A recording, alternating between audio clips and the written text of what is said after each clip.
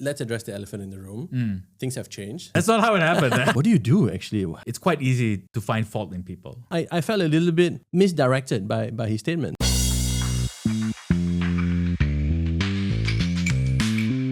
Hey, Vanan. How are you? Welcome back. I'm good. Hey, Daniel. How are you? I've been all right. Where have you been? Well, both of us have not been doing this podcast for a little while. Yeah. And maybe we should start with addressing why we haven't been doing this and also that we're making a return. Yeah. I mean, we have to address the elephant in the room, which is why Manchester United is about to be relegated. Right. Right. How do you feel about that? I feel not so great about, but also prepared for. Right. But yeah, let's address the elephant in the room. Things have changed. Yeah. It has been about, I think, almost 3 months since we sat in this room and looked at each other or our guests and asked about politics. Right. So do you want to tell our eagerly anticipating viewers why we have taken such a long break? Well, it's nice to be back. And we've taken a break for a few reasons. One is we've been traveling a lot in December and January. We had work. We were in Africa together. We were in Switzerland. We were in Cambodia, right? Yeah. So I think finding time to do the podcast was a bit tricky that period. Yeah. But the other reason is a lot more consequential to the podcast, which is that I have a new role and responsibility within politics, right? Some of the listeners may know, earlier this month, I was appointed a branch chairman for the PAP in Paya Lebar, which is part of Aljunied GRC, for those who don't know. Yeah. And, I think it's quite interesting, right? Because we've gone, or at least I have gone from being someone who talks about politics to being someone like actually in it. Yeah. And I think we were also trying to figure out how to continue the show without changing too much the genesis behind it. Yeah. Right. And, from the start, it's about bringing facts and the context around these facts in local politics to listeners. And I think it's fair for a lot of people to ask, how can we still do that fairly with the fact that now I'm really officially a branch chair and part of the party and somebody who seems that my role is to push the party's agenda. Right. Well, let's unpack this a little bit because not everybody will be introduced to this world that you are part of. Right. And I think, it is interesting for an average person in Singapore just to have an idea of what this means before we talk about the shifting nature of what we can say, what you can say, and what that means. Right. I think the fact that we are doing this would ultimately mean that we are still keeping true to no agendas, just answers, but maybe in a slightly different or tweaked formatted way. But for the average person who... you're still independent, right? I'm definitely independent. I'm still highly as critical as everything, maybe. Sure. But, if not more. If not more. So actually, I need to be on my toes more. Maybe. Yeah. In fact, this could be a better podcast because of this. Or worse, depending how things go. Sure. But let's unpack this. So when for those who might not necessarily know what all of this means, right? Yeah. You have been with the party as a member for a while, and you have also been actively volunteering for almost a decade now. So more than a decade. More than a decade, and now for people who want to know, you can easily just Google Daniel, and you have been appointed as a branch chair in Aljunied. So for an average person, what does that actually mean? What actually changes for you now in your life? In Singapore, there are 93 electoral divisions, right? And in each electoral division, whether it's a PAP ward or not, or if it's a Workers' Party ward, each division will have a branch. And in a division where the incumbent is the PAP, then the branch chair will be the member of parliament, right? And so they will head the branch, the activities, the Meet the People session, organize events, etc., do all this good stuff, the political activist work. In wards that are held by the opposition, there is still this apparatus, right? You still need a chairman of the branch. Yeah. And the branch chairs could be people who ran in the last election and didn't win. It could be people who they're testing out. It could be people who are just there to hold the ground for a while.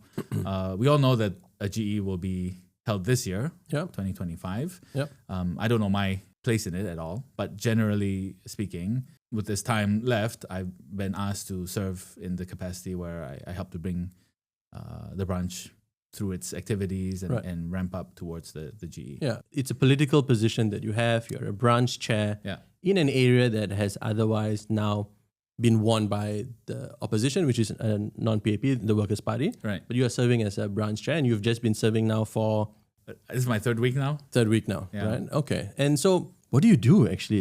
How have you been spending your time? It's been very busy. Paya Lebar is new to me. That's the name of the division in Aljunied where I'm serving.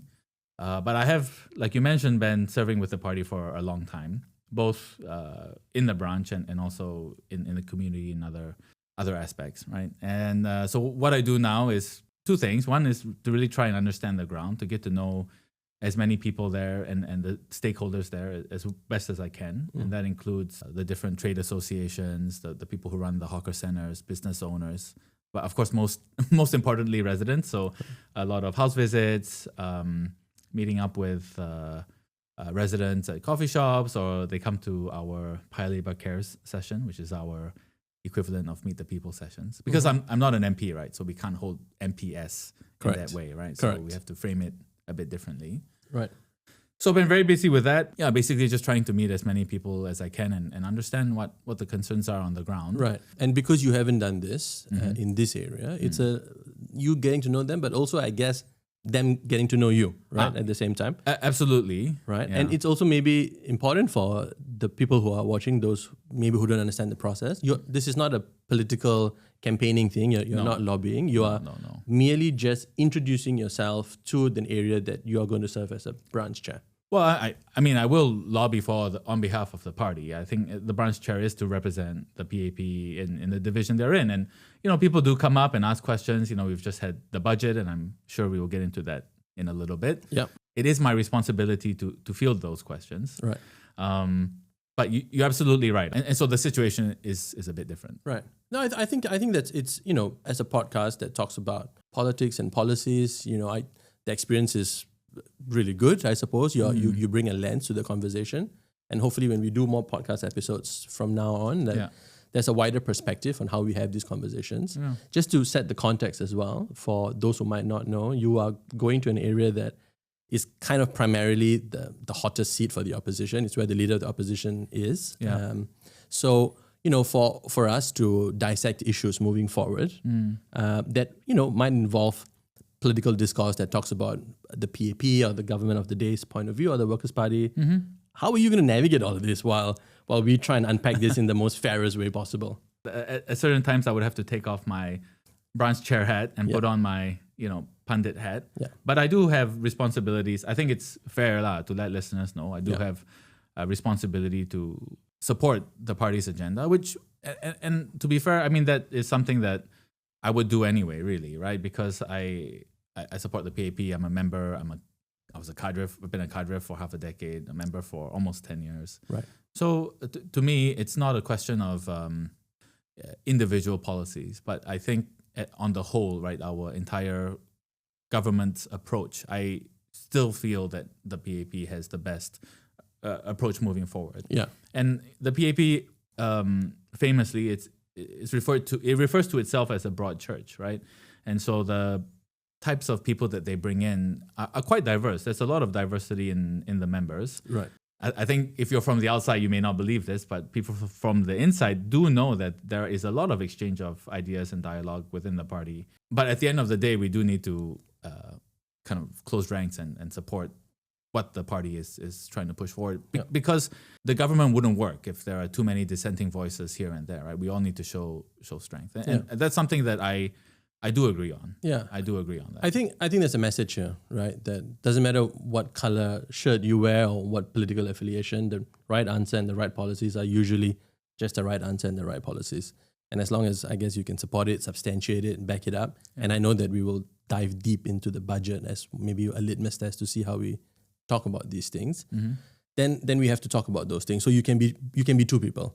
You can be the guy who believes what PAP is saying, but also the guy that can say if it's right and why you believe in it, right? And those shouldn't be seen as contravening, but rather supporting, maybe. Well, we can let the listeners judge for that. Yeah. Judge for themselves, right? And just for the record as well, I am totally independent, not part of any of this political ideology behind the statements. And yet. And I think in having a discourse between two people with maybe slightly differing hats, as you want to call it, Sure. Could be quite interesting. But So, what if we agree too much? I think this is the concern that we had. well, then our viewership will go down. Yeah.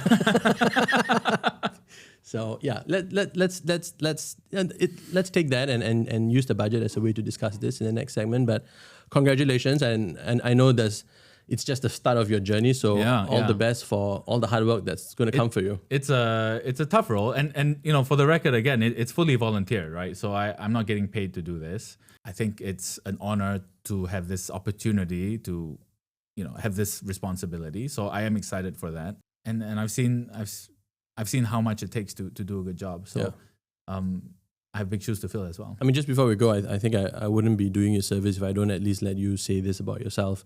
I mean, you are a person of political interest now. You're in the media. Right. And if, you obviously are going to ask people to vote for you if you are going to stand in an election. Yeah. A big if. But, what do you want people to remember you as a politician now? Everyone has a message, right? Everybody has an ideology these days. Is there something that you believe in as a Singaporean, for Singaporeans? I'm very kind of invested in the 4G leaderships, re-looking at this social compact, especially around what the idea of success is for Singaporeans and giving them more pathways to try and achieve this. And this is something we've talked a lot about off air, which is that we come from a time or generation where I think that pathway to success is a lot more linear, right? Yeah. We had primary 4 streaming, PSLE, and then we had science and math in Sec 2, and then O level, N level, A level, and at each path, right, it almost felt like there was, especially growing up in the 90s, it almost felt that you had to keep doing well enough, otherwise it was almost like a culling of that cohort, right? You and I had very different paths in that point of view. Somehow we ended up in a similar situation now as colleagues and friends, but I think that period was necessary for certain things through nation building, but for people, at least for myself, it was stifling. So I would be quite keen if I had the opportunity to hold the government accountable now for what they're saying, right? Which is that they want to enable people to have multiple pathways, to have to imbue more mental well-being into how people can achieve success. I don't think the government, and I agree with this point, is going to give people a free ride, but it's allowing people to set their own dreams, right, and go for it. I think the proof would be in the pudding, that what they're saying now has to come through the lens in public policy. I think they've started to make steps with the last budget and this budget as well. There's more money for mid-career switching and training, et cetera. But we will have to see how that transcribes in the next term of government. And I would love the opportunity to be in government and be one of the voices to make sure that this compact, is really pushed in the right direction. So actually, I think a lot of people will be really interested to know this. And how did you get involved in this? How was the process? How did you find yourself moving down this road to where you are right now? Actually, to becoming a branch chair. Look, I think the process it's different for everyone, and I think I'm not able to say too much about the whole thing. But what I can say is COVID. Maybe in a future episode. Like I said, I've been a volunteer for the PAP for a long time, and what PM says is true. They're always looking for candidates, and sometimes they look outside the party, private sector or civil service, and sometimes they look for people within the party. And everybody has different roles to play, right? And because I've been on the ground for so long, and what that really means is that I've been a community volunteer for a long time. So I generally understand or have a lot of experience in organizing, putting events together, managing volunteers and stuff like that. So how long did this whole process take you? Like if someone wanted to reach to where you are, how long did it take you? How long does someone have to wait to reach this dizzying heights of politics? Well, I don't dizzying heights. I don't know. I don't know because like I said, everybody has a different journey. My journey was again very unique to myself. I joined the party as a volunteer more than 10 years ago, and it was more out of two things. I was just very curious what party activism is like.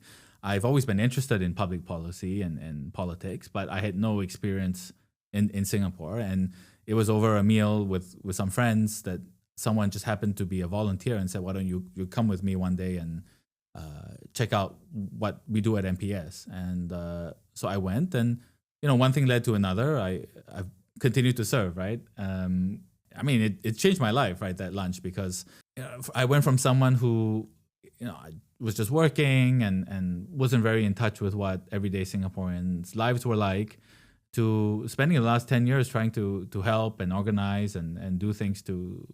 of course, there was a lot of political interest in it, but I think at the core, people who volunteer, they just want to contribute and do something that helps their community. Right. And I mean, you really get to see a whole different side of Singapore, but you get to see the best as well, because so many people are willing to spend their weekends and their nights outside of work, volunteering their time to help the community. And that is what has inspired me a lot as well. Right.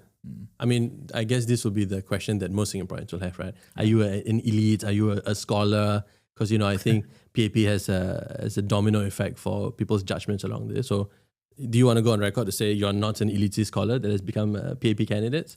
I don't know. I'm not a scholar. Right. I think, I would get in trouble if I said I'm not like if I made the bold claim that I'm not an elitist scholar. I think I'd get in trouble because fair enough. Because people can Google my family and can Google my education and all that stuff. Yeah. I was not a great student when I was younger. Right. But I ended up being not too bad. Yeah. Eventually. I would say that. Yeah. Studying the same institution as you, I think you did pretty okay. Yeah. Just on the dean's list, no big deal. Yeah. But look, I mean, I am who I am, and I readily would admit, right? I really didn't understand what it was like for a lot of Singaporeans. Yeah. Their lives were like until I started this whole journey. Yeah. Yeah. But then how long did it take? I mean, politics was something, I mean, I'll be honest, I was interested in, and it's also not something, I think you have to go into this volunteering with the right kind of mindset, right? It's not the be all and end all. There are people who kind of come in for that reason and they tend not to last. So I for this cycle, I really had no plans actually. And it came a little bit more organically. Actually, it came organically, and at some point last year, I was tapped on the shoulder and asked, was I keen to consider this? And tapped on the shoulder, eh? Yeah, pretty 1920s England. That's sure. That's the metaphor I will use, and at that point nothing was certain, but you have to go through some process, and they talk to you, and right. It's been a really exciting 6 months, as you know. Yeah, as you know quite well. Yeah. What I've gone through. So, yeah. I have a front row seat to this experience that you are. No, this is a really interesting topic, and I think why we spend some time to talk about this is also because, in Singapore, in the last GE particularly, if you use that as a litmus test, there are new candidates being filled, and some of the new candidates have come into question politically. And so I think for Singapore... Are you going to name drop?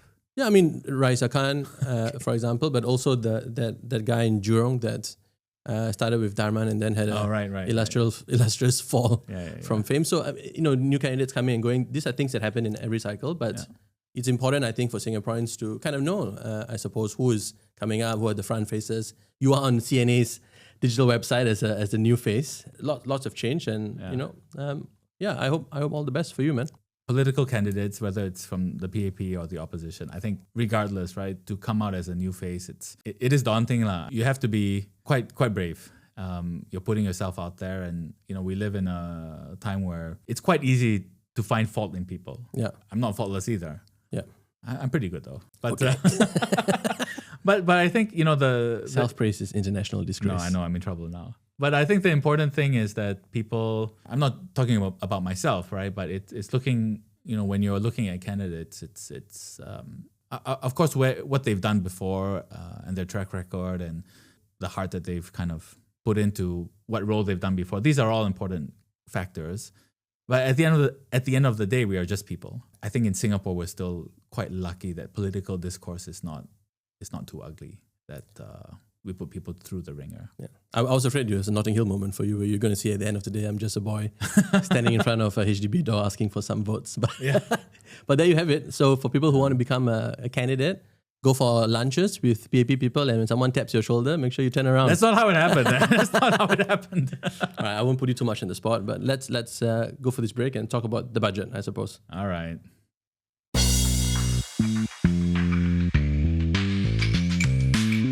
Welcome back.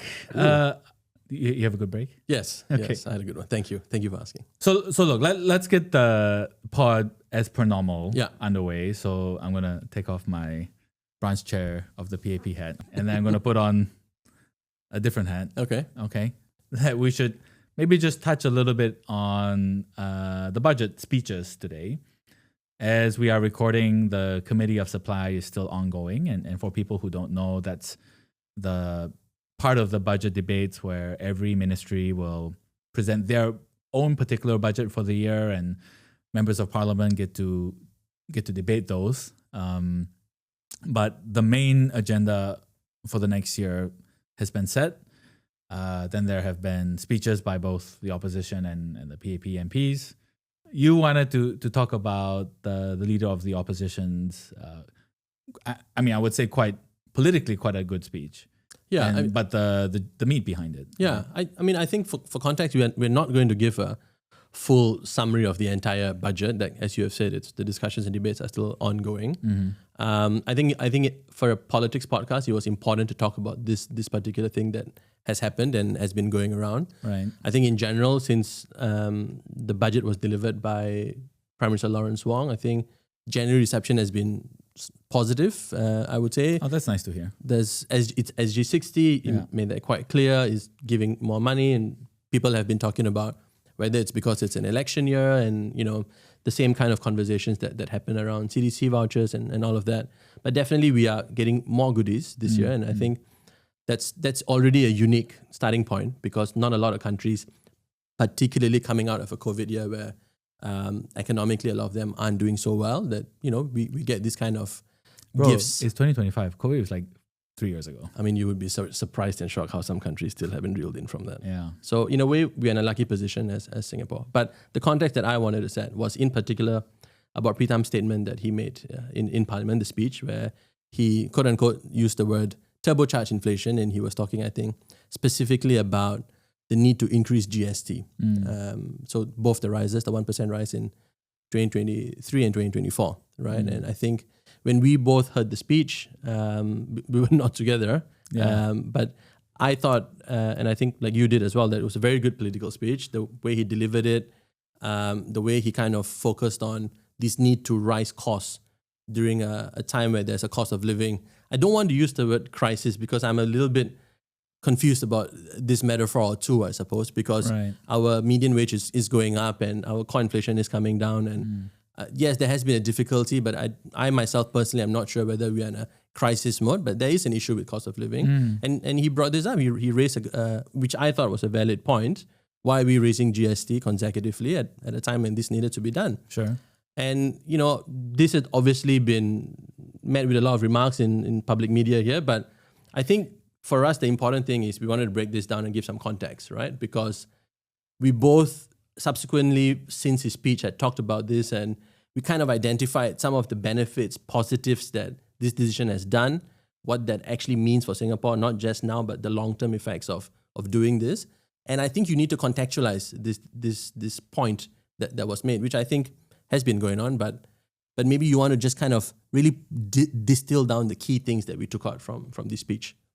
Well, look, I think we should start by acknowledging, and I do acknowledge that people are feeling this global pressure on the increase of goods and services in Singapore, and the anxiety that will cause to a regular family. I think it's a real anxiety lah. And I think then when you translate that to how the leader of the opposition framed his speech, which is that this turbocharging of inflation does tug on heartstrings. And But my point, I guess, or what I think would be more useful is to really understand, is what he said really true? Yeah. And I don't believe it is. Yeah. Right? I don't see the increase in GST as anything that has turbocharged the inflation. I mean, I'm sure we've all seen the graphics floating around social media as well that shows that in fact the years when GST was increased in 2023 1% and another percent in 2024, core inflation actually came down those 2 years. Even when inflation does come down, prices still go up. Yeah. Right. So Yeah. it is something that people will still see prices going up. Yeah. I think to step back a little bit and reconsider why GST has to be increased during this term of government. Yeah. Now remember when the Ministry of Finance or the Minister of Finance considers how budgeting works, they look at budget, of course, on a year-by-year basis, but also as a whole term of government. And so it is quite natural that when a term of government starts, the spending has to be a little bit more tight.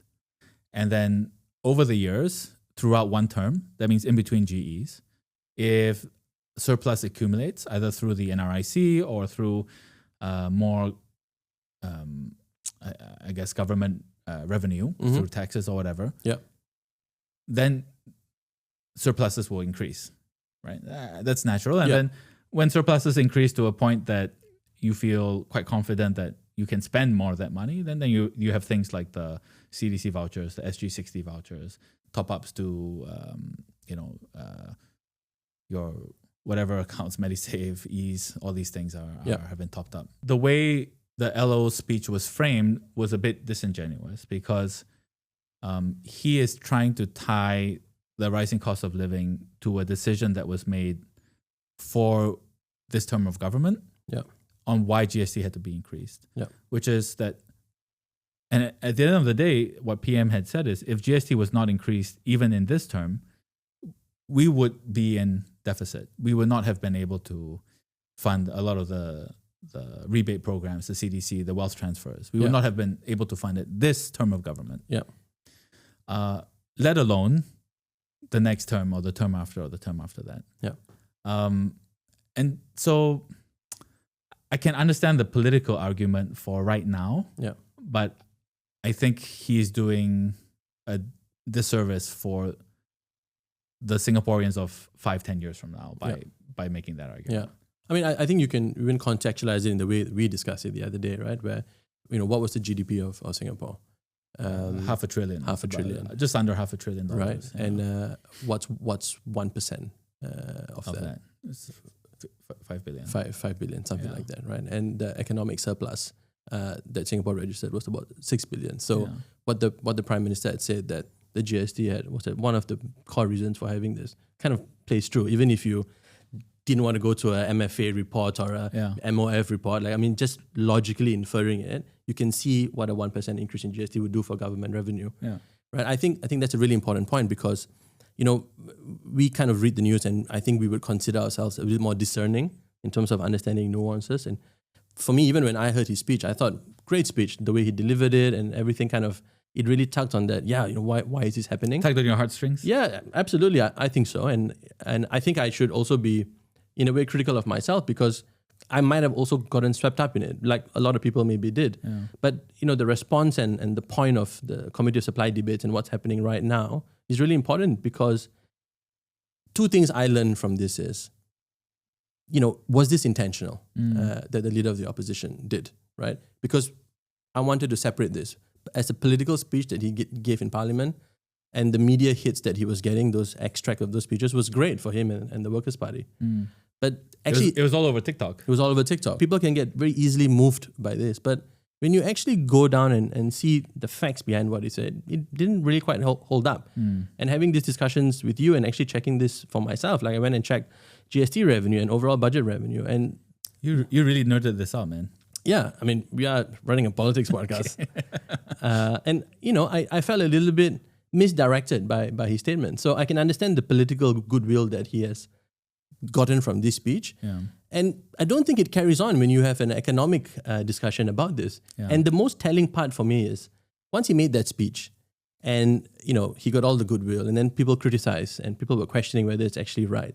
He never came out to defend himself. Yeah. In the last 48 hours, there was nothing else from You mean Pritam. since PM gave his rebuttal? Exactly. He hasn't come out to defend. Has not come out to defend himself. And I think if you're going to say these things, you also need to go that extra mile to defend why you think the increase in GST has actually turbocharged inflation. Because people deserve to know the real right answers around this. And for those who are maybe listening to this for the first time, felt really kind of moved by what he said about the GST, you do need to take a step back and maybe also check for yourself. Because I think the exercise that we did was really good when you said, what's the median income of a Singaporean? 5,000 per month. Yeah. So in a year, it's 60,000.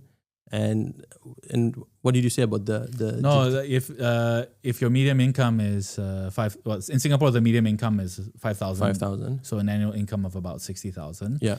Let's say you assume that you spend all of your money, right? People save, so obviously not, right? But if you spend all of your salary at GST registered businesses, then what is the additional GST you'll be paying? That 1%. It's $600 bucks. $600. But in 2024, you got $600 bucks in CDC vouchers back. Yeah. So that immediately offsets that. Yeah. If you're living in different housing types, you get your USAVE vouchers, you get your SNCC rebates, environmental vouchers, SG Life vouchers. And actually, who's paying for the GST then? It's foreigners, right? Yeah, that's the thing. If it was only Singaporeans paying for the GST and then we get more than we give back, that math doesn't make sense either. It's just poor financial management. Yeah. But so the people who are paying are foreigners, and thanks to them, we have a nice surplus. Yeah. It's just an important point to note. But at the same time, as I'm making these critical remarks about, the objective and the purpose behind his statement, I guess the point of having a parliamentary sitting is also precisely that, right? One can also take the view that was his level of information around this, and that's the point that he wanted to put across. And the fact that he raised that meant that we were able to have this better discussion, and therefore our parliamentary democracy has actually wielded the right result because we're having a discussion and debate about this. So the natural course has naturally taken place. Would probably be the other way of looking at it. Yeah, sure. Remember, you've taken your hat out. Sure. Fine, fair enough.